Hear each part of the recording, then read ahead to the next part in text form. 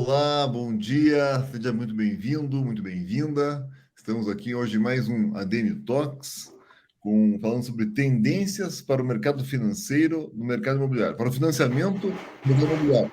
E para isso temos um querido aqui que é o Gustavo Berto. Gustavo, como é que tá? Bom dia, seja bem-vindo. Bom dia, Ricardo. Tudo bem? Muito obrigado aí pelo convite seu e também da ADM para estar podendo falar um pouquinho hoje com vocês sobre financiamento imobiliário. Boa, Gustavo. Gustavo é um advogado, é o sócio fundador da Citar. Estive ontem lá no escritório, o lindo escritório, vale a pena ir conhecer. Ele tem uma chamada aqui na empresa dele que eu achei interessante para ele começar aqui. Citar Properties, revolucionando a forma de se conectar aos bancos e conseguir seu financiamento imobiliário. É isso, Gustavo? É isso daí mesmo, Ricardo. A proposta aqui da empresa, desde o começo, né, a gente está aí há mais de 10 anos no mercado. A proposta foi trazer um leque maior de todos os bancos, porque os clientes normalmente têm muitas dúvidas, são vinculados a um agente financeiro, ou mesmo os construtores estão habituados a trabalhar só com um banco. Então, a gente veio com uma proposta de conectar mesmo as pessoas aos agentes financeiros, dando também todo um suporte, uma assessoria técnica ali também, para ter a melhor opção sobre o financiamento imobiliário. Boa, Gustavo. Conte um pouquinho só, Gustavo, qual é o teu conhecimento nessa área? Você também é diretor da DEME, dá um contexto para a gente da tua carreira até chegar nesse ponto e por que você acha importante ser independente dos bancos. Legal. Ricardo, sim, eu, na verdade, eu me formei em Direito na PUC, fiz Engenharia Civil aqui na Federal, fiz algumas pós-graduações, todas voltadas para o mercado imobiliário. Eu acabei sendo o advogado que não quis ser militante nas ações, no contencioso, e também não fui um engenheiro de obra. Mas eu acabei unindo esses dois universos, que é tanto o mundo jurídico como também o conhecimento técnico da engenharia, para projetar uma empresa que trabalhe com financiamento imobiliário.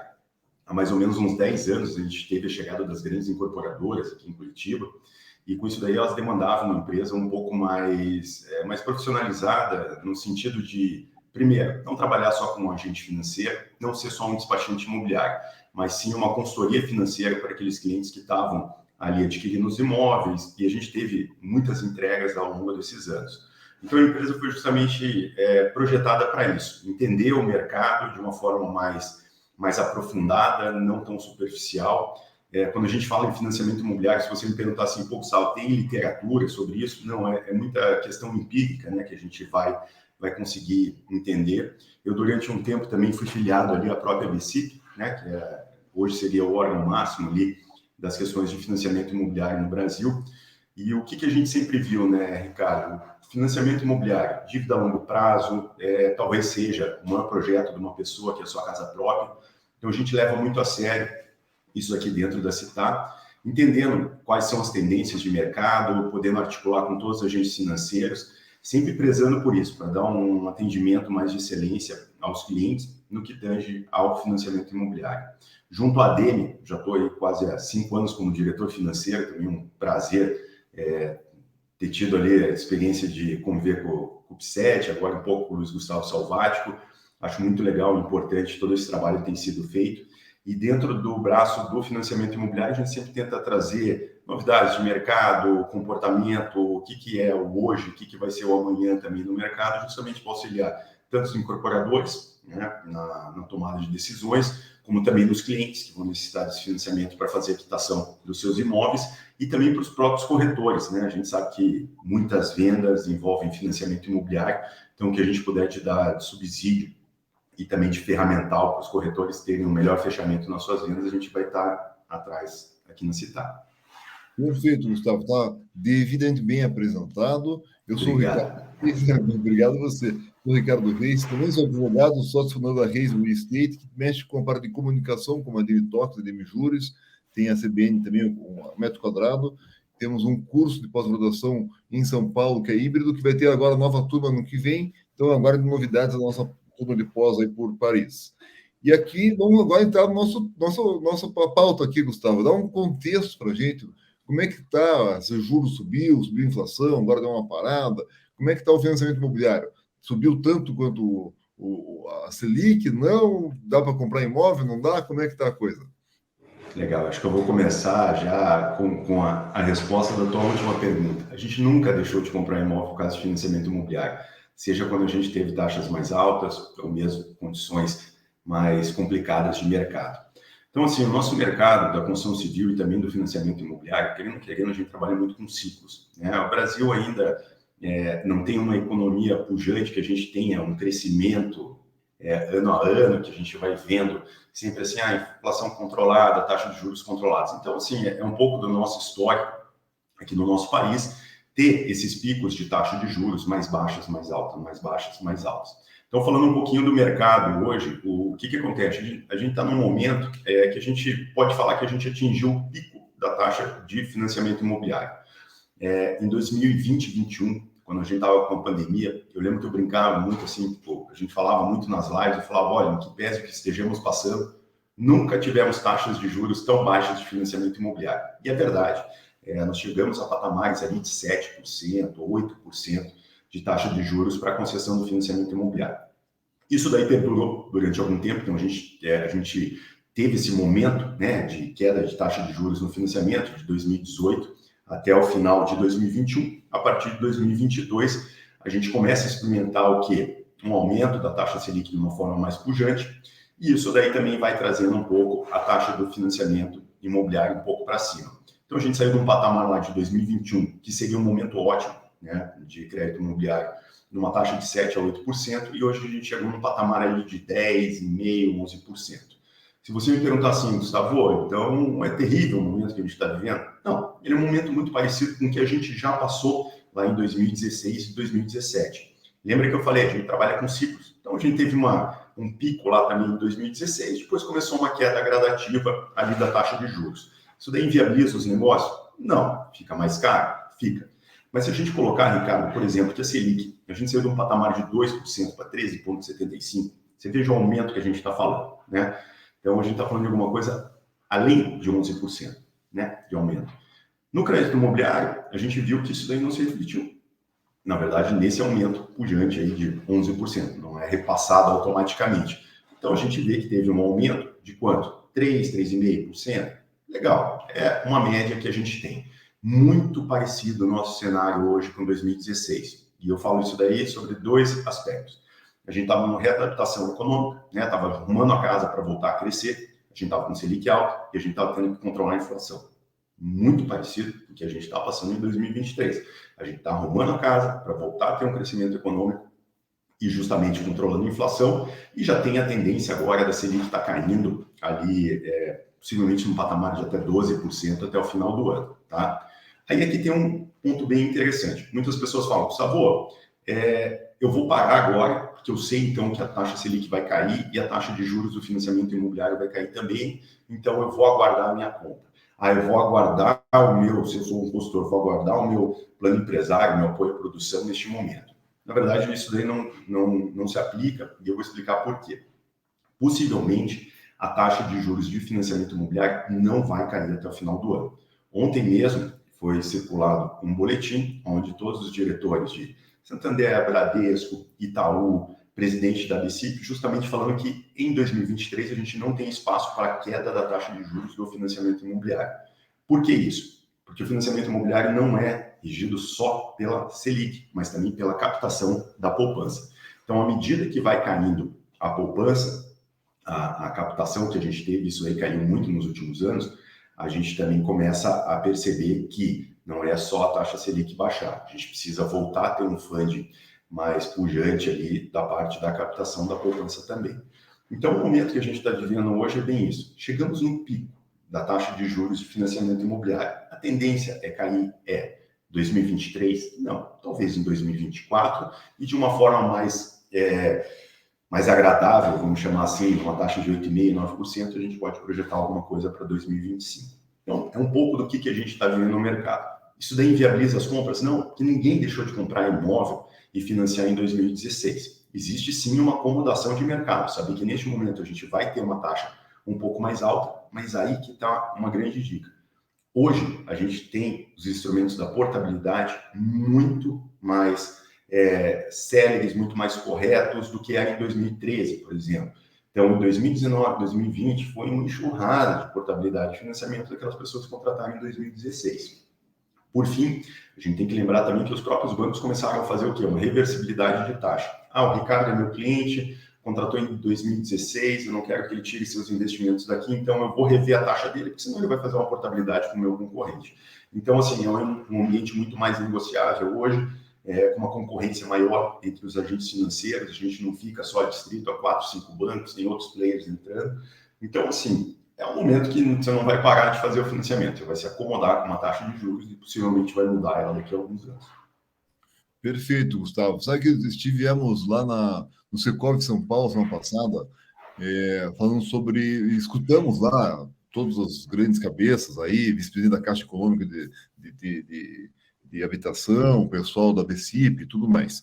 E a conclusão deles é a seguinte: tem funding, é o terceiro melhor ano, a Brem, nossa sócia aqui, estava lá, e então a conclusão é o terceiro melhor ano de funding, tem dinheiro para financiar do fundo de garantia, a poupança voltou a ser superavitária agora em 2 bilhões, 4 bilhões no último mês, e que é o grande funding, né, FGTS e poupança, 70% do mercado quase é isso, você vai explicar um pouco melhor. E tem outros, né, fundings, que é o CRI, né, a LIG, o fundo imobiliário, e a gente está aumentando um pouco a parte da pizza, que são outros fundings, que é como é no mundo inteiro. O mundo inteiro usa fundings que não é fundo de garantia, não tem fundo de garantia e poupança no mundo inteiro. Tem outras formas, mercado financeiro, de capitais, que fomentam esse mercado. Isso tende a crescer, vem crescendo já aqui, mas dá um contexto dessa parte, Gustavo. Como é que está o funding hoje? Tem dinheiro? Subiu demais a parte para poder pegar o dinheiro, tanto da parte do consumidor, do cliente final, quanto de quem está estruturando um empreendimento para pegar um plano empresário, por exemplo. Legal. Vamos lá. A gente tem dois grandes divisores ali que a gente vê, né? Primeiro, o funding que vem do FGTS é muito mais alocado ali para programas sociais, né? O atual governo ele é muito focado nisso, foi focado também anteriormente. Então, o funding do FGTS a ser liberado para a construção civil deve ser muito grande, tanto apoio à produção como plano Minha Casa Minha Vida. A gente já teve uma extensão do faixa 3 ali, um valor superior, mesmo com as linhas do próprio cotista. Então, o FGTS, querendo ou não querendo, ele é um funding importante, né, para a construção civil, e ele cresce nesse momento que você começa a ter esse interesse social, tá? A poupança sempre foi o carro-chefe aqui do Brasil, quando a gente não fala em uma habitação tanto de interesse social, mas mais de oxigenação de mercado, até pelo spread que o banco tem, até pela própria legislação que obriga os bancos a alocarem X percentual da poupança para crédito imobiliário. Mas, naturalmente, a gente viu que caiu um pouco a poupança, e isso daí são ciclos que nós temos também na economia.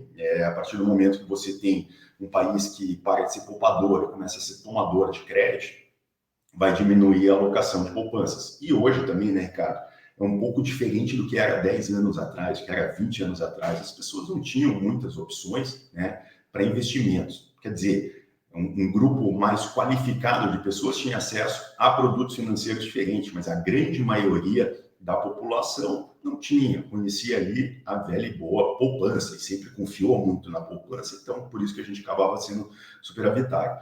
Se você pegar hoje bancos digitais mesmo, né, que as pessoas, até com a própria invenção do Pix, tudo, eu tenho uma conta no Mercado Pago, alguma coisa, todas essas contas elas já estão deixando o valor de conta corrente em CDB e CDI diário ali, e aí a pessoa fala, tô ganhando, ela já não aplica mais na poupança, né? Então, aí que está a grande questão. Como que a gente vai continuar, né, se a gente tem um crescimento? Você veja, você comentou essa questão da apresentação que teve, de fato, os números desse ano projetam que 2023 vai ser o terceiro melhor ano de crédito imobiliário no Brasil. Em que pese tudo que esteja acontecendo, né? Que a gente não esteja com a melhor taxa de juros, o melhor momento, mas vai ser o terceiro maior. Então, a gente está falando de coisas assim de ordem de 238 bilhões de reais em contratação. Então, é uma coisa que chama muita atenção. Se a gente está mantendo uma média na casa acima dos 200 bilhões, a gente também precisa renovar, reciclar, precisa oxigenar esse fundo. E de onde que vai vir isso, né? Então, vamos lá, falando assim, o que a gente conhece aqui no Brasil? CRIs, a gente conhece fundos de investimento imobiliários, conhece também as letras de crédito imobiliário. Isso daí é um funding que ainda ele é um pouco tímido, né? Poderia ser mais bem explorado, porque ele acaba sendo muito utilizado para investidores mais qualificados. No entanto, a gente em 2018 teve as primeiras emissões da tal da letra de crédito garantida, né? As LIGs. E aí veio uma questão muito interessante que a gente está vendo, que isso daí está crescendo muito. e está crescendo em progressão geométrica. Em que pese a gente quase não veja, né? A gente não vê isso. Fala, pô, eu não lembro do meu gerente do banco ter me oferecido comprar Ligs, né? Mas é um mercado que tem crescido muito. Ela saiu, o Santander foi o primeiro a emitir as Ligs, acho que foi em novembro de 2018. Naquela época, só para investidores qualificados. Eles estão indo ao mercado agora. A gente saiu de 30 bi, foi para 60 bi, e agora a gente já chegou em 100 bi. Quer dizer assim, é um crescimento de 50%, 60% todos os anos. Não existe nenhum funding que está acompanhando esse crescimento. Lógico, são produtos novos, tem essa fase de maturação, crescimento mais acelerado, mas a gente aposta muito que tem alguma coisa ali muito positiva dali para frente, tá? Você comentou assim de outros países, né, que não tem isso. Quando a gente fala da Europa, a liga deles é os covered bonds. Na Europa é um mercado de 10 trilhões de reais. 10 trilhões que representa os covered bonds. Aqui no Brasil, eu falei para vocês em 100 bi. Né? Então, você veja o potencial que a gente tem em reais. 10 trilhões de reais. Um PIB brasileiro. Né? É um PIB brasileiro. É um PIB brasileiro que está sobre isso daí. Tá?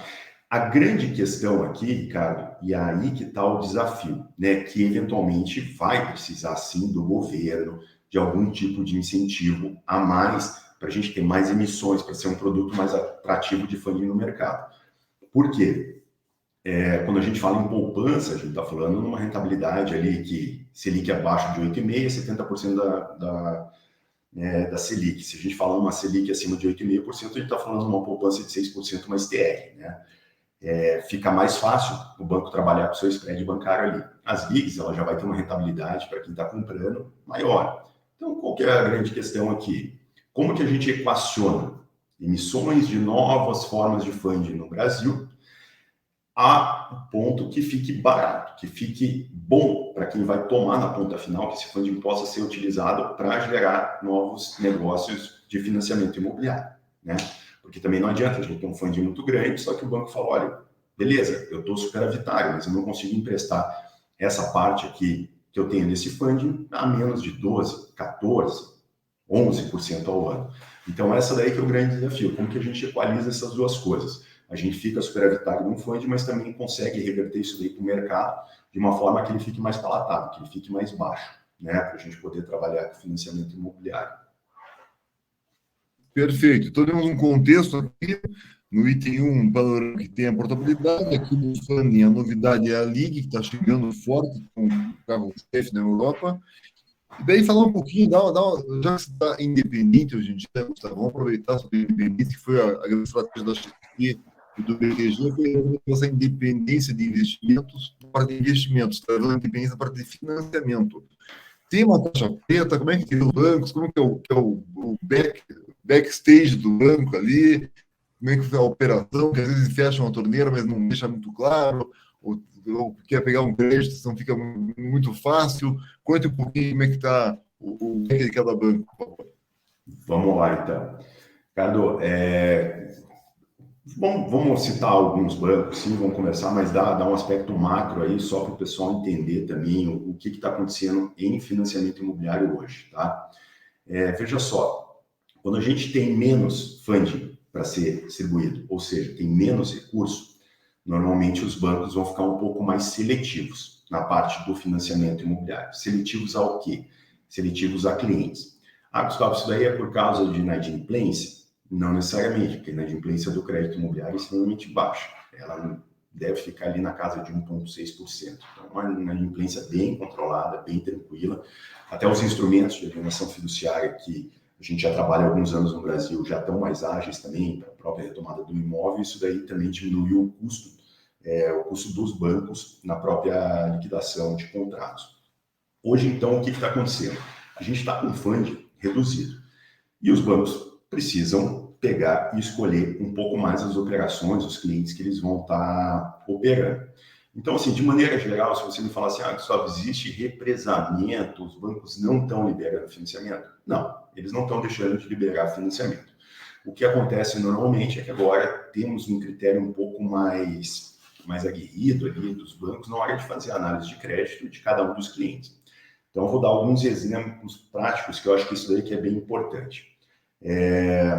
Você pega um banco Itaú, por exemplo, um banco que sempre fez uma aprovação muito ágil, ainda tem ferramental muito bacana assim, para trabalhar com a parte de aprovação de crédito, mas desde o começo do ano começou a mudar um pouco a política de crédito que eles têm, fazendo o seguinte: olha, a gente vai verificar a aprovação do crédito sim, mas o cliente tem que abrir conta.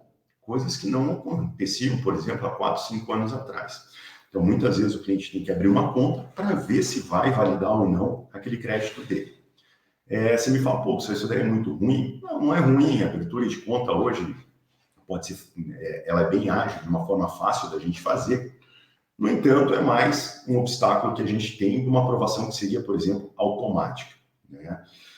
Você pega, por exemplo, um Banco Bradesco, está muito parecido nessa linha também. Clientes que são correntistas, com perfil dentro do banco, já vão ter uma aprovação um pouco mais fácil automática. Aqueles que não são com rating abaixo do A, por exemplo, você vai para um nível B, você já vai ter que começar a abrir uma conta com cadastramento de renda, né?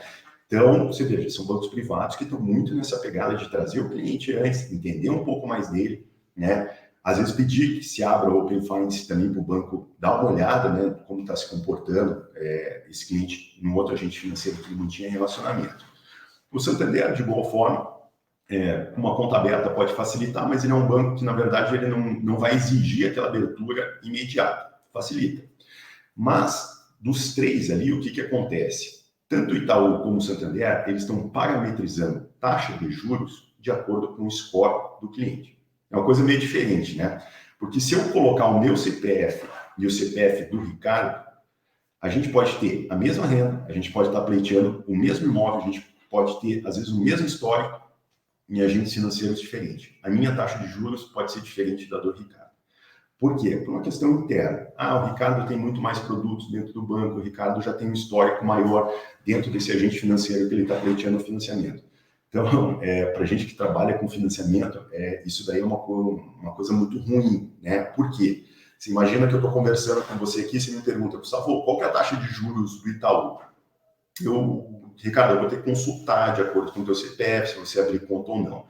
Da mesma forma, vai acontecer dentro do Santander também, tá? O Bradesco ainda escala os clientes de acordo com o segmento, né? Se é um segmento prime do banco, vai ter uma taxa de juros um pouco mais baixa, né? Segmento exclusivo, o varejo, também vai pegar e vai variar um pouquinho, tá? Então, assim, o que a gente está notando hoje? A questão técnica da aprovação do crédito, ela ficou um pouquinho mais chata, ela não inviabiliza os negócios. Então, aqui já tem uma dica muito importante para o cliente, e aí voltando um pouco naquele conceito de portabilidade. Se você me perguntar assim, Gustavo, qual que é o banco que você mais gosta para fazer financiamento? Eu gosto do banco que aprova o crédito do cliente e emite o contrato de financiamento dele. Isso daí sempre vai ser o melhor banco para a gente poder estar operando. No entanto, o que acontece aqui? Hoje, a gente tem dificuldades, às vezes, na hora da aprovação, na hora dessa customização da taxa. É um momento de customização de taxa, coisas que a gente não via, por exemplo, há 2 anos atrás. Mas, a partir da aprovação, o processo de financiamento vai correr tudo bem ali, está extremamente ágil dentro dos bancos, né? A gente teve várias inovações que vieram por causa da pandemia, por exemplo, a avaliação do imóvel, hoje ela é AVM, então não tem mais vistoria presencial quando a gente está falando em apartamentos, isso daí dá uma velocidade muito grande, tá? Se eu pensar assim, há 8 anos atrás, eu te falar que a gente chega a emitir, às vezes, contrato em 3 dias aqui dentro da empresa, 3 dias eu falo, aprovar crédito, avaliar o imóvel e emitir contrato. É uma coisa impossível há 8 anos atrás, né? Então, a gente vê que tem a contratação em si, ela está muito rápida. Aí, falando de Caixa Econômica Federal, que tem o maior share market do Brasil nesse sentido. Continua com uma taxa um pouco mais baixa do que os outros agentes financeiros, como sempre foi, historicamente. A aprovação de crédito continua sendo como também o foi no passado. O processo em si, para você gerar uma avaliação, para você mandar para a contratação, tudo igual, sem mudanças, sem nenhum problema nesse sentido. Tem a customização de taxa de acordo com o relacionamento que o cliente vai querer ter. Qual que é o grande problema que a gente está tendo na Caixa Econômica hoje? Você aprova, avalia, deixa tudo pronto para emitir, mas o contrato não é emitido por causa de funding. A Caixa Econômica de todos os bancos é o que está sofrendo mais pela falta de funding, principalmente na carteira SDPR. E isso daí é lógico, né? Um banco com share market muito maior, está com uma taxazinha um pouco mais baixa de mercado, então acaba faltando dinheiro, recurso. Isso daí é pouco propagado na mídia, né? Eu mesmo vi poucas notícias falando sobre essa questão, agora começou a eclodir um pouco mais, mas aqui já tem uma questão bem pontual. Se o cliente tiver uma pressa muito grande para um desligamento, que ele está comprando um imóvel, às vezes a Caixa pode não viabilizar no prazo que aquele cliente quer, né? Então a gente só tem que estar preparado para algumas questões pontuais. Como eu falei, para nós aqui, todos os bancos que emitirem contrato e atenderem seus clientes serão bons bancos para nós, né? Mas é o momento da gente pegar e entender o que está acontecendo em cada um dos agentes financeiros. Olha, esse agente está com mais recurso para distribuir. No entanto, ele está um pouco mais seletivo. Esse daqui não está seletivo, mas também não está com dinheiro para distribuir tão rápido. Então, é uma questão que a gente vai tendo que entender esse mercado e passar um pouco a pouco disso daí para o cliente, tá? E aqui, Ricardo, eu quero deixar uma dica bem forte assim, para a gente entender o momento de mercado, tá? Veja só, há 2 anos atrás, se eu chegasse, por exemplo, no Itaú e falasse assim, olha, eu estou com uma taxa mais baixa do que 2 concorrentes, eu podia pedir, às vezes, para o banco baixar um pouquinho a taxa de juros, comportava a negociação. Hoje, meu amigo, vários clientes me ligam e falam, pô, Gustavo, eu quero fazer os negócios aí, só que eu quero falar com a minha gerente. Ele chega assim, está na frente da gerente dele e fala, eu tenho conta há 20 anos aqui no banco, você não vai baixar nada? Não, mas eu vou embora do banco. Tá bom. Sabe por que ela fala isso? Porque se ele for em outro banco, a taxa vai estar igual. Está tudo muito parametrizado no mercado. Então, hoje não é um momento muito da gente pegar e tratar a taxa assim num balcão, de uma questão negociada. Por quê? Porque a gente não está, os bancos eles não estão correndo, lógico, eles competem entre eles, mas não é um momento muito competitivo como já foi do passado também, tá? E eu sempre falo o seguinte, hoje, aprovou o teu crédito, vai naquele banco, às vezes você já tem relacionamento, ou é um banco que você vai abrir conta, alguma coisa. Aproveita, porque assim, ó, quando o banco está mais seletivo, se você garantir pelo menos a tua aprovação, sair uma boa avaliação do imóvel, tua operação está ok, fecha. O negócio hoje é fechar negócio, garantir negócio. Por quê? 2025 já está aí, daqui 1 ano e meio. Aí a gente vai chegar num momento mais bacana de taxa de juros, aí a gente começa a trabalhar com portabilidade, né? Aqui no Brasil, a gente fala um pouco de portabilidade ainda. Se você pegar, por exemplo, nos Estados Unidos, é muito comum a pessoa que tem um financiamento lá de 8, 9 anos, ela fazer 4, 5 portabilidades. A cada 2 anos está fazendo portabilidade. Porque o mercado desce, oferece alguma coisa. Então, a gente fica um pouco refém aqui ainda da pessoa que, pô, não, estou pagando muito mais caro. Não, você não vai. É uma questão transitória. Eu sempre uso uma frase aqui no escritório que é o seguinte, o imóvel é único. Ele é único. O apartamento que você gostou, o imóvel que você comprou daquela incorporadora que está entregando esse ano e você tem que quitar ele. Então, o imóvel é único. O financiamento é transitório. É transitório. Tem que colocar isso daí na cabeça, que é uma coisa muito importante, tá? Boa, boa, ótimo. O móvel único, financiamento é transitório. Então, essa história de ter a portabilidade vai ajudar demais. Hoje em dia, nas linhas de telefone celular, já usa muito isso, e com certeza, na hora que baixar os juros, o pessoal vai ficar esperto, e com uma diferença em 1% nos juros, muda bastante na prestação. Tenho certeza que vão usar bastante, os bancos vão estar abertos a negociar também. O banco quer ter esse relacionamento de longo prazo, né, Gustavo? De 10, 20, 30, o cliente oferecer seguro, oferecer isso, aquilo, então ele vai negociar e vão conseguir fazer essas taxas ficarem mais baixas na medida que baixar no futuro. Eu queria aproveitar teu conhecimento, Gustavo, nosso público, muita parte dele aqui é construtora, é incorporadora, esse plano empresário, como é que está isso? Tem em todos os bancos, muda muito, tive lá ouvindo algumas pessoas, a Caixa ainda é o mais forte nisso, mas também tem alguns limites de 500 unidades, você não tem que abrir um outro CNPJ, quando é muito grande empreendimento, na Minha Casa Minha Vida, enfim. Dá um contexto aí para quem está ouvindo, faça perguntas, mande perguntas para nós aqui, que vai ser muito bem-vindas, viu? O que você acha, Gustavo, Legal. do empresário? Vamos lá. Primeiro, vamos falar assim, ó, distinguir as duas carteiras, né? Como a gente fala agora, no apoio à produção mesmo do Plano Minha Casa Minha Vida, com carteira do FGTS, aí é uma hora boa, né? Aí é a hora daqueles construtores que sofreram, né, nos últimos anos passados, agora poder ter uma pujança maior, vão ter mais recursos, né? Então vai ter uma distribuição maior. O FGTS subiu a captação e vai ser distribuído para isso. Então, assim, para quem estiver operando nessas linhas, vai ser um momento de muita prosperidade, né? Para novos projetos, para poder ter... Minha Casa Minha Vida. Você falou Minha Casa Minha Vida, Gustavo? Isso. Agora isso. tem o 1, 2 e o 3, né? O 1 não tinha dinheiro que não era viável, né? Estava mais no 3. Por isso, hoje eles vão... É que aí começa a distribuir, né, Ricardo? Essa parte do Plano Minha Casa Minha Vida, ela sempre... É aquilo que a gente sempre brinca, né? Querendo são obras públicas privadas, né? Que o governo aporta dinheiro ali para a iniciativa privada realizar. Mas ele deve ter mais recursos. Ele depende de uma série de outras coisas, né? Principalmente no faixa 1, ali, que você vai ter alguns incentivos do governo a mais. Mas eu vejo, assim, pelo menos as incorporadoras que trabalham com esses produtos, elas estão cada vez mais confiantes que a coisa vai andar, né? É uma linha que não vai sofrer com o funding. Agora, as outras, que aí fogem disso daí, que vão trabalhar com funding de FGTE, de SBPE, ou mesmo trabalhar com os outros fundings do banco, pode ser um pouco mais difícil o plano empresário tradicional, tá? Que aí é aquele lá que a gente está falando com recurso de poupança, ou mesmo carteira própria dos bancos, tá?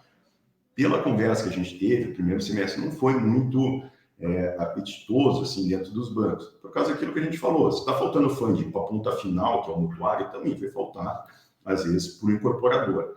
Vai faltar porque não tem? Não, porque o banco fica um pouco mais seletivo. E aí começa uma seletividade assim. O banco vai focar mais em empreendimentos dentro do sistema financeiro de habitação. Por quê? Porque, historicamente, é o maior número de desligamentos e reversão que você tem no repasse ali na frente. Empreendimentos com poucas unidades, a gente sabe que tem menos financiamento, então a gente financeiro também fica naquela, né? Por que eu vou alocar recursos? Vai ser só uma questão de exposição de marca do banco naquele produto, porque eu sei que pessoa final ali eu não vou ter na minha ponta. Então, assim, o que eu notei dos bancos está um pouco mais difícil. Eu ajudei alguns incorporadores aqui atrás, não está tão fácil, né? Mas a gente também tem outros players de mercado, né? Quando a gente falou assim, puxa, a Caixa ainda é o que empresta mais, é legal, mas em conversas com o Banco Inter, por exemplo, aqui em Curitiba, ele está indo muito atrás, né, de plano empresário, de incorporadores. Então, é uma coisa legal, vir novos players ali para frente, tá?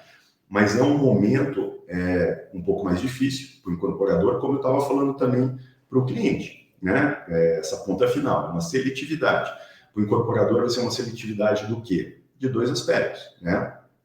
Vamos entender você, como está tua repercussão econômica, como que está a tua empresa, só que vamos entender também o teu produto, né? Isso daí vai ser muito fechado. Então, às vezes você tem banco falando assim, olha, eu não quero fazer um plano empresário com VGV menos de 100 milhões de reais. Poxa, a gente sabe que pode excluir uma boa parte de empresários que têm empreendimentos um pouco menores, que não são tão menores, né? Então, um empreendimento de 100 milhões de VGV, você já começa a subir um pouco a régua para entender ali quem que o banco, na verdade, está querendo acertar. Mas, Ricardo, eu também vou te falar o seguinte, o mercado nesse sentido é uma coisa interessante, né? Porque a gente vê muitas vezes, falta funding, você começa a ver cotização, você começa a trazer investidores, né? Aqui em Curitiba, a nossa praça, é muito comum isso, né? Você conhecer obras que a gente chama de obras livres, né? Que não tem banco por trás, mas você tem uma cadeia de investidores ali que se cotizam para viabilizar aquele negócio. Então, assim, o mercado, eu acho que ele vai meio que se adequando, né? E mais uma vez, quando a gente começar a ter um funding mais pujante ali, numa LIG, por exemplo, com incentivo do governo, que o banco consiga baixar o crédito, poxa, pode ser um funding muito legal ali, para a gente ser superavitário, para colocar também na produção, que a gente sabe que é muito importante, né, nessa parte da produção. Mas é uma forma, é um ano ainda que ainda as coisas estão um pouquinho andando de lá, elas ainda não entraram no trilho. E normal, está sendo assim para quem é ponta final e para quem é ponta produtora também. Tá? Perfeito. Daí, agora vamos aproveitar a tua experiência aí, Berto, e todo o teu conhecimento, e fazer duas jornadas aí. A primeira do cliente que quer financiar o imóvel, e depois, no segundo passo, da construtora que quer pegar o dinheiro para construir o empreendimento. Então, Vamos aí ao cliente final. O que ele pode fazer, o cliente que quer pegar um financiamento, para poder ser saudável? É aumentar a entrada, é ter um bom crédito, é juntar com a esposa. Quer dizer, dá um pouco de dicas aí para quem quer postular e comprar um imóvel esse ano, ano que vem. O que ele pode preparar? Como é que ele prepara a casa para chegar maduro e ter um bom crédito no banco? Perfeito. Você sabe que isso daí é uma dica muito importante, não só para a ponta que está comprando imóvel, mas também para os operadores das vendas, que são os corretores, né? É uma coisa muito importante, porque é aquilo que a gente fala. É muito importante a gente entender, muitas vezes, o que o cliente quer, mas também entender o que ele pode, né? Para também não ficar mostrando o produto errado. E da mesma forma, para quem está comprando, às vezes está vendo um imóvel, poderia estar vendo um melhor, ou está vendo um que está acima daquela faixa de renda que ele tem naquele momento, tá? Primeira coisa, Ricardo, assim, ó, é importante hoje manter, de fato, seu CPF de uma forma saudável, seja sem apontamentos, e eventualmente pode entrar ali um Serasa, uma conta que esqueceu de pagar. Contas de consumo não tem tanto problema na hora da aprovação do crédito desse cliente. Agora, protestos, dívidas de origem bancária, aí já podem ser um pouco mais complicadas, tá?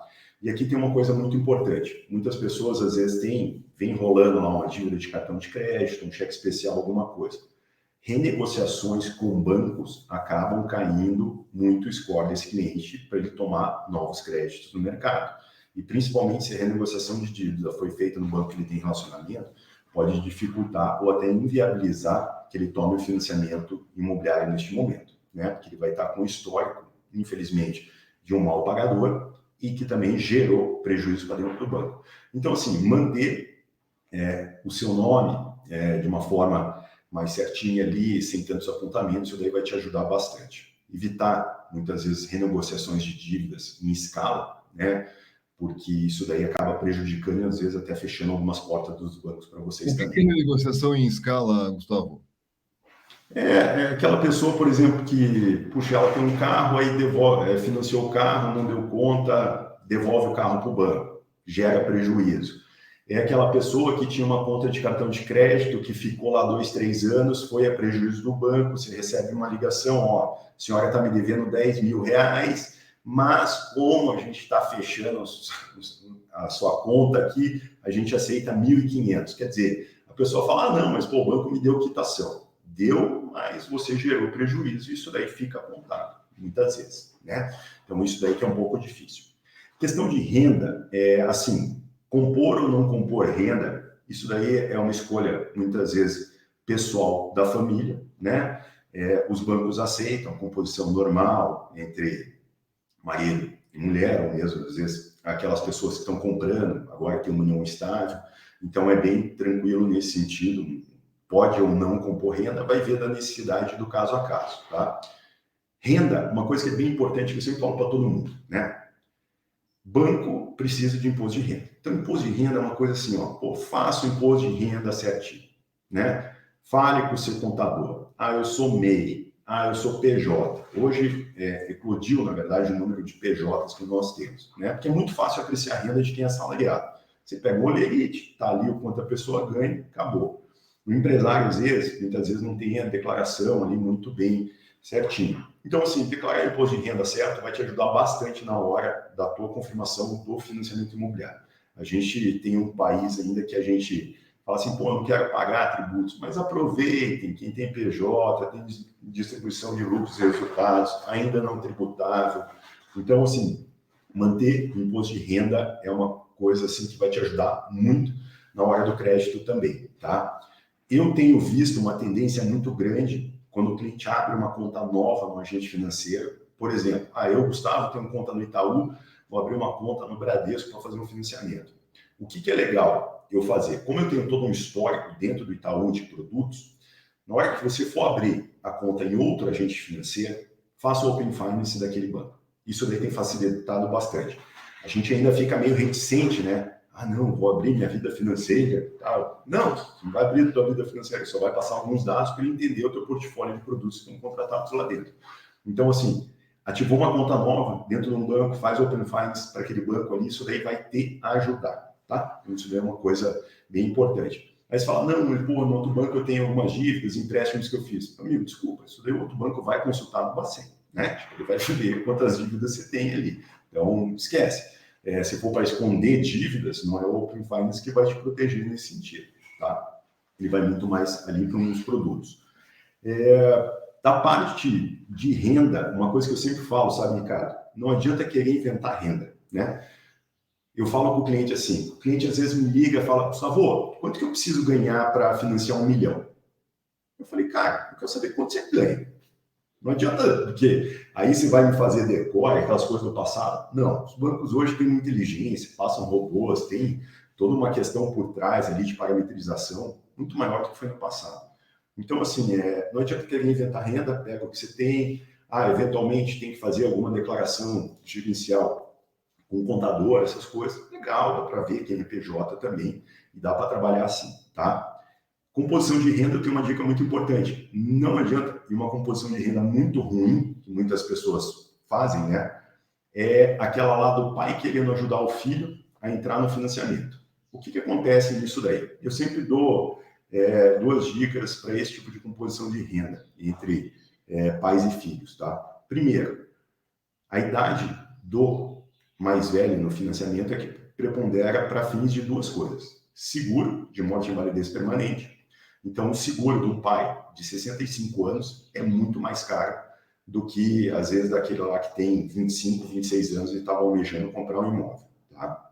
Segundo ponto, o prazo do financiamento somado à idade não pode superar 80 anos. Então, você pega uma pessoa de 25 anos, ela poderia fazer um financiamento em até 35.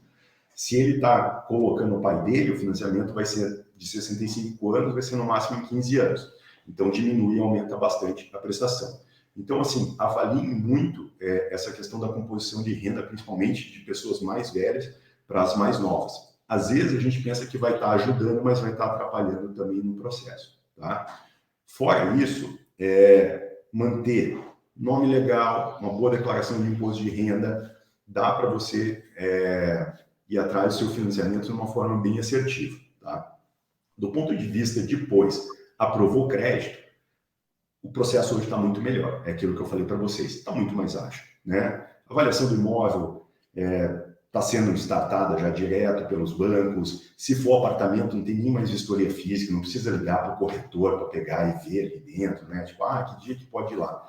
Casa e imóvel comercial, eles ainda estão indo mais para ver ali se tem algumas questões de benfeitorias não averbadas, aquela série de coisas. Mas está indo bem, tá? Depois, a parte jurídica do financiamento em si também está correndo bem.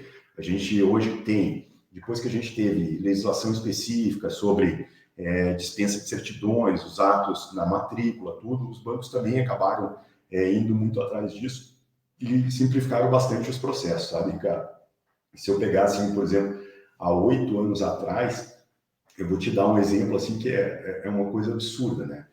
Eu tinha que pegar, juntar um dossiê de certidões aqui dentro da minha empresa. Aí eu tinha que levar dentro de uma centralizadora do banco, porque eu não podia digitalizar aqui, tinha que ser digitalizado no scanner do banco. Aí tinha um funcionário do banco que ficava digitalizando minha pastinha para mandar para a contratação. Só que eu ia até lá, e aí o que acontece? Entre esse funcionário digitalizar, chegar lá e ser analisado, tinha passado 25 dias. E aí tinha vencido a certidão. Aí eu tinha que tirar uma nova certidão, voltar lá para o cara digitalizar. Quer dizer, é um negócio que entrava num looping, assim, a coisa não era assertiva. Melhorou muito. Então, melhorou muito. Melhorou muito. Aqui, daí tem uma barreira importante. Quer concluir alguma coisa? Pode concluir. Não, perfeito. Eu tenho uma pergunta seguinte: tem essa barreira, né? Que não sei se ainda é essa, 30%. A pessoa pode financiar, né? A parcela pode ser no máximo uma porcentagem da renda, acho que é 30% da renda. E isso é o que limita o total que ela vai financiar, que no fim limita o tamanho do apartamento que ela vai comprar. Então, ela vai comprar o máximo que ela pode dentro daquela renda dela. E geralmente ela se estica, né? Tenta compor o máximo da renda, às vezes inventa uma renda, antigamente inventava uma renda, ou põe o pai, ou põe uma esposa, para tentar aumentar essa renda que ela tem, para aumentar esses 30%, para aumentar o apartamento no final. E isso aí está no limite de 30%. A pessoa que pega esses 30%, ela consegue garantir o pagamento, já que hoje em dia a parcela vai caindo com o tempo. Como que está esse limite? Ou é melhor baixar para 25 pessoalmente. Eu posso ir 30, vamos 25 porque é mais seguro para minha vida do vencedor. O que dá a dica aí do limite que eu tenho que entrar e como é que está a vida disso hoje em dia? Perfeito. A questão da renda, Ricardo, assim, a gente tem normativas do Banco Central para limitar em até 30% o endividamento. No entanto, isso daí varia muito de banco para banco, tá?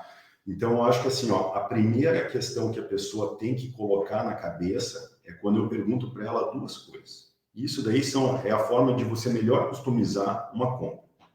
Quanto você tem de entrada? Quanto você tem de entrada? Você tem 100 mil, você tem 200 mil, você tem 300 mil. Lembrando que para aquelas pessoas que são assalariadas e têm FGTS, a FGTS é entrada também, tá? Então, assim, isso daí é muito importante. Por quê, Ricardo? Porque os bancos atualmente estão trabalhando com a LTV, com o limite que a gente chama, na casa de 80% de financiamento, tá? Se uma pessoa está querendo comprar um imóvel de R$1 milhão, ela vai ter que ter 200 mil disponível. Ah, Gustavo, eu tenho só 100 mil. Pô, 100 mil, aí é 20% do imóvel de 500, não é de 1 milhão, entendeu? Então, a primeira coisa para fazer uma conta inversa é quanto eu tenho de entrada. Beleza, isso daí acho que é uma questão bem pontual, porque você consegue atingir o teu target do imóvel. Aí o segundo, Gustavo, dentro do meu orçamento doméstico, e toda pessoa tem isso, eu consigo trabalhar com range de uma prestação inicial de R$3.500 a R$4.000. Tá bom. Então aí a gente vai estipular, a gente vai fazer a conta ao inverso, né? A gente vai fazer uma conta de quanto que dá o financiamento para aquela pessoa para ficar numa parcela entre R$3.500 e R$4.000, tá? Aí tem uma diferença, né, Ricardo? Você veja, quando a gente estava lá em 2021, com uma taxa de juros de 7%, a cada 100 mil era R$930, R$950 de prestação. Hoje, com uma taxa mais próxima de 11%, a cada 100 mil reais é 1.250, né? Então, essa conta fica um pouquinho mais cara também. A gente teve um aumento de 33% no valor médio da prestação, tá? Então, a forma melhor, se você pensar primeiro, é quanto que eu tenho de entrada e quanto que eu quero de prestação.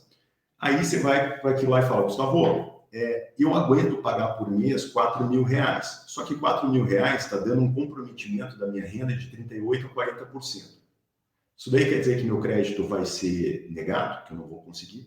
Não necessariamente.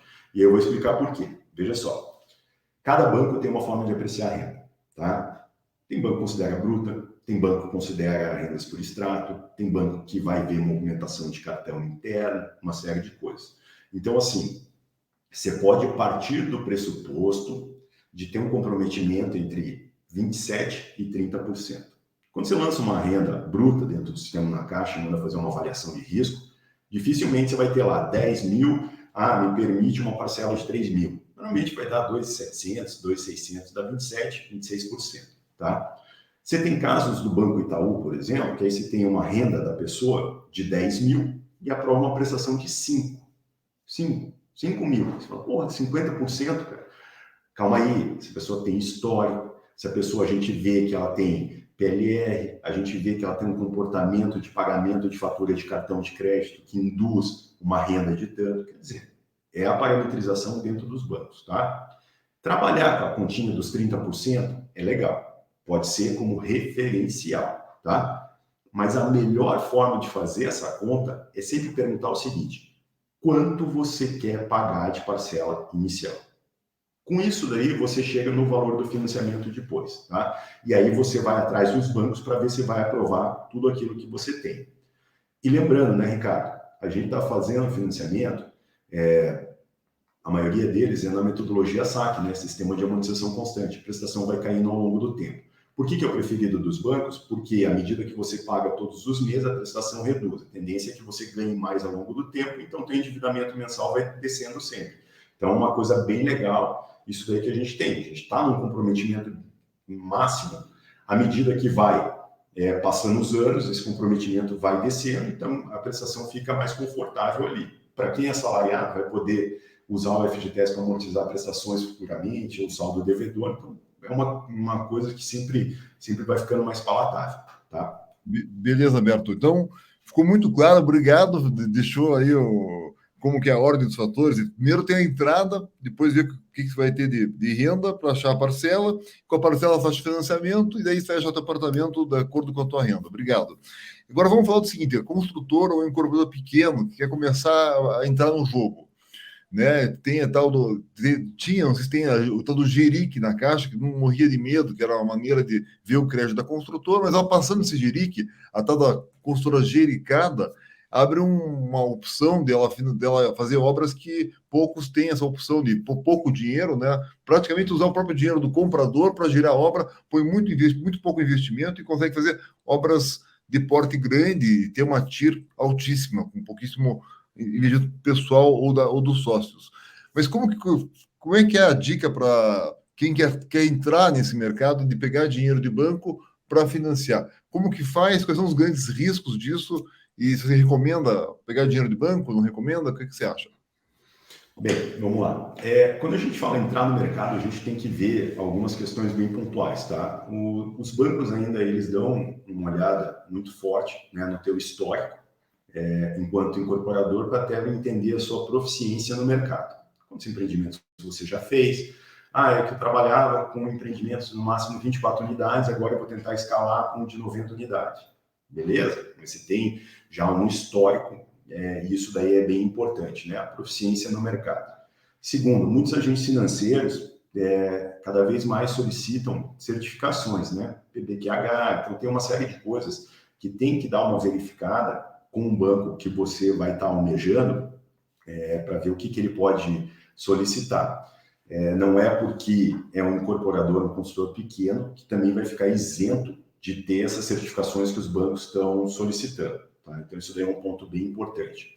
Segundo, procurar bons advogados na hora da constituição das sociedades, dar preferências para montar SPS ou outras formas que não sejam o CNPJ principal na hora que você está fazendo as incorporações. Isso daí pode te ajudar um pouco no começo também. Segundo, a gente tem aquela cultura no Brasil, né, que só empresa grande tem que ficar submetida a auditorias ou mesmo a uma auditoria externa ali para ver balanço tudo certinho. Podendo investir nisso daí também ajuda. Um balanço, por exemplo, auditado por uma de grandes ali calado que a gente tem, sem ressalva, vai te ajudar também na questão técnica. Manter relacionamento com o próprio banco, que você vai pleitear o seu plano empresário, apoio à produção, também pode fazer sentido. Eu gostaria de trabalhar com o Bradesco, eu gostaria de trabalhar com o Itaú. Então, vamos abrir uma pessoa jurídica lá, uma conta, para começar a ter um pouco desse relacionamento também, tá? A jornada nem sempre é tão fácil no começo, né, Ricardo? Porque, você veja, eu coloquei uma série de fatores ali, né? Proficiência, a gente ter uma contabilidade bem fechadinha, bem feita, a gente ter certificações, a gente ter um certo relacionamento. Então, assim, a gente vê que tem algumas coisas a mais. Não é para desincentivar ninguém, não. Pelo contrário. É só para você pegar e vendo ali que na primeira negativa que você tiver, não é para desistir. Você pode ir atrás, né? Vai ter sucesso nisso, mas também tem que entender um pouco do momento de mercado. Segundo, os bancos, às vezes, também vão fazer uma cota mínima, tá? Eu não vou trabalhar com plano empresário com menos de X unidades ou menos de X VGV. Então, você também tem que ver se você vai ter um produto financeiro para aquele empreendimento que você está fazendo, tá? Agora, tem uma coisa que é bem interessante. Pode ser um fund mais caro do que o apoio à produção? Pode diminuir um pouco a tua TIR no final? Pode. Mas você veja aqui em Curitiba, você veja em outras praças. Quantas obras que a gente vê, por exemplo, placas de banco que nem o ABC, né, que nem tinha o Banco Pan, financiando a obra. Né? Você veja, eles não fazem desligamento, eles não fazem repasse de pessoa física, mas eles fazem financiamento de obras. É um pouco mais caro do que os bancos usuais? Mas talvez seja um pouco mais fácil de você dar o seu start inicial nos seus projetos justamente com isso, tá? Então, assim, não se feche os olhos. Não fale assim, puxa, não vou conseguir nenhum banco de varejo. Nós temos outras formas de fazer essa viabilidade para empreendimentos. tá? Tem players que gostam, né, que entendem isso daí, fazem, e eu acho que vale a pena ficar um pouco aberto a essas novas experiências, como a gente chama, tá? Muito bem colocado, muito obrigado, viu, Alberto? Eu acho que é importante ajudar aí quem está querendo criar esse relacionamento e pegar o dinheiro, porque na hora que você se alavanca, você pega o dinheiro para financiar a obra, se você tem uma empresa redonda, e essa que é a grande dica que eu quero tentar ajudar de alguma forma aqui, Berto, a corroborar com as suas palavras, com quem que ouviu aí na vida toda e agora no Secov, lá em São Paulo também, que é você ter uma boa contabilidade, né? Você ter uma auditoria externa, ter uma governança, que é o que vai levar a empresa para buscar dinheiro no mercado de capitais. No futuro, né? Está vendo que vai sair da poupança e do FGTS para buscar outras fontes de recurso. Essas outras fontes de recurso, boa parte delas vai querer ver a tua empresa, como é que está ali, e essa empresa tem que estar redonda. Redonda no sentido de ter um bom capital, um capital de giro, está com a sua parte financeira bem feita, não está precisando de dinheiro do banco, está pegando dinheiro do banco porque é o melhor negócio, não que está precisando do dinheiro desesperado, né? Quem está precisando de dinheiro do banco não vai pegar o dinheiro do banco, é difícil o banco pegar e dar dinheiro que está precisando muito, né? A ideia do banco é fazer que esse dinheiro volte para ele, então não vai se arriscar por pouco. Isso tudo colocado, vamos para uma pergunta que chegou aqui, Fernando Pool, nenhum banco pede mais certidões pessoais? Na verdade, hoje não. Tá? Certidões, vamos só colocar e enquadrar as certidões, tá? Normalmente, os bancos, eles acabam tendendo a atender o registro de imóveis, né? Então, se o registro de imóveis pede a certidão de tributos federais dos vendedores, uma CND estadual, o banco tende a ou mesmo eles tiram ou eles solicitam, tá? Mas certidões de primeiro e segundo, dá o exemplo aqui de Curitiba, né? Distribuidores cíveis, primeiro e segundo distribuidor, não é mais checklist obrigatório dos bancos, não solicitam mais, tá? Não havendo apontamento na matrícula da existência de ações, não havendo na matrícula penhores ou restos que até inviabilizariam a própria venda, o banco não solicita. Não solicitam mais primeiro e segundo distribuidores. Isso daí faz muito tempo. A gente hoje, para ter ideia, assim, a gente não encaminha mais certidões. Não encaminha mais. Às vezes você tem um banco que te pede o seguinte, olha, a gente tirou aqui a certidão de tributos federais e não está saindo. Você pode providenciar? Porque é uma exigência da comarca. Certidão negativa de débitos condominiais, certidão de IPTU, certidão negativa de IPTU. Muitos bancos já dispensam também, tá? Então, isso daí tem sido feito. Lógico que, né, a gente acaba tirando aqui na empresa, as imobiliárias continuam tirando dentro das imobiliárias, muito mais com salvaguarda, para poder entender ali também o que está por trás daquela negociação. Para fins de financiamento imobiliário, não precisa mais, tá?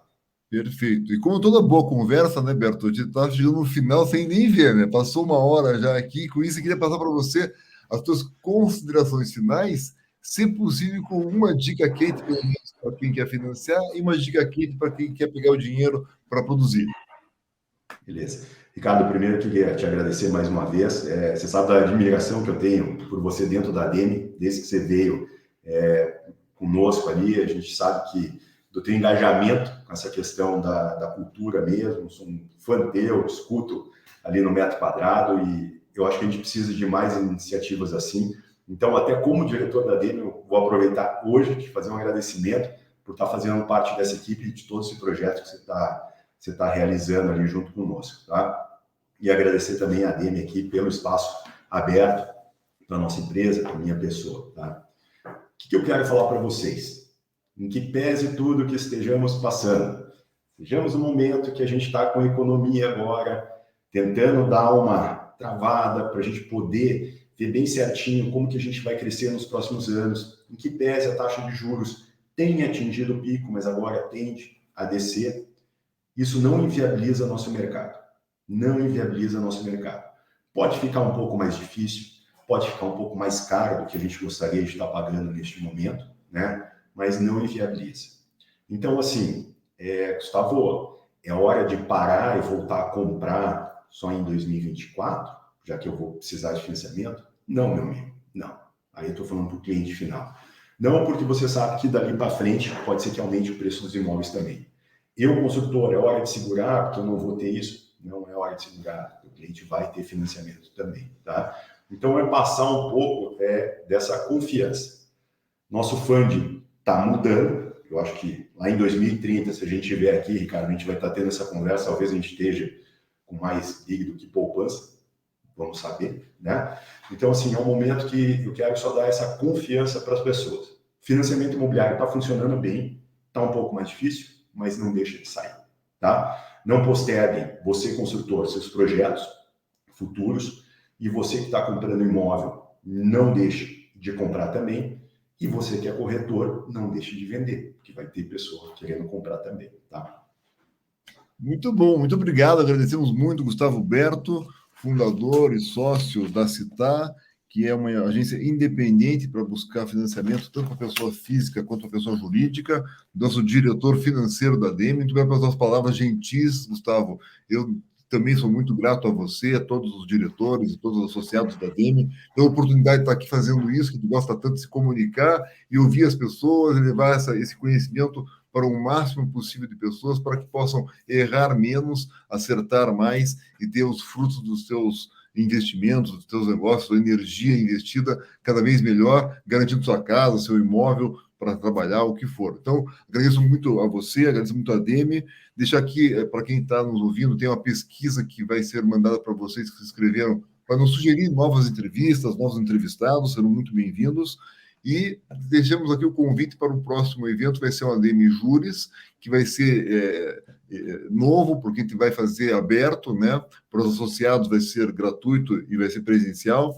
Para quem quiser se inscrever, vai ser também gratuito, mas vai ser online, sobre a nova norma de garantia dos empreendimentos e também o novo ADM Talks vai ser sobre síndicos profissionais, exatamente aquela transição da construtora, da incorporadora, entregando a obra, né, e passando o filho para os novos compradores. Então, fiquem abertos, fiquem aí ligados, nossas convocações, ADM Talks e júris, está tudo muito bem planejado, junto com a diretoria lá, uma curadoria muito bem feita. Isso tudo colocado, tenha uma ótima semana, muito obrigado a atenção de todos, e um prazer estar com você, Gustavo, um forte abraço a você, os teus sócios aí, uns bons negócios para todo mundo. Muito obrigado, viu? Ótima semana para todos, bons negócios aí para todo mundo. Valeu, pessoal. Obrigado, Ana. Valeu, tchau, tchau.